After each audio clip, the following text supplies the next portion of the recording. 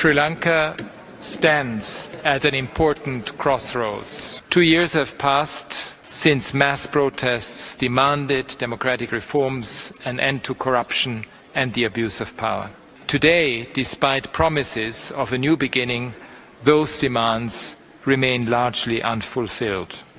And while 15 years have passed since the end of the devastating civil war, victims and their families are still waiting for truth, for justice and for reparation. Meanwhile, for many people, the economic situation is precarious.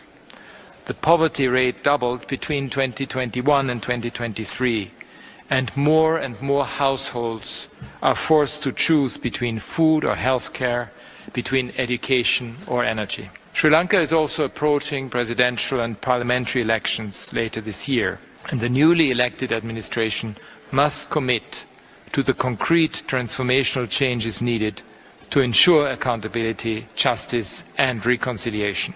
Those in power must protect fully the rights to freedom of expression, association and peaceful assembly prior, during and after the upcoming elections. And the international community must support this transformation.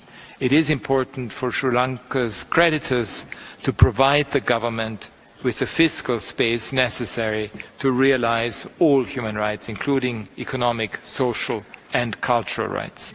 Reports of persistent harassment, surveillance and intimidation of journalists, civil society actors, victims and human rights defenders are unacceptable. Meanwhile, abuses by police and security forces are prevalent, and we continue to receive concerning allegations of arbitrary detention and torture.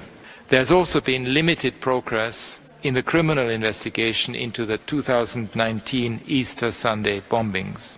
And today, people allegedly responsible for gross violations continue to be appointed to senior positions.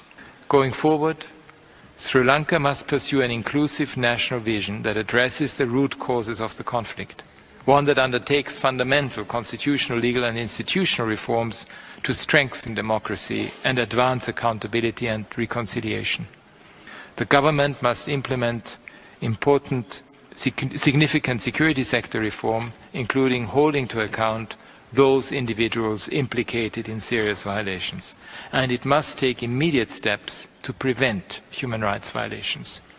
My office is not here to point the finger, but to lend a hand. We are reflecting what Sri Lankans from all communities are telling us. They want change, and my office is ready to support Sri Lanka on that journey.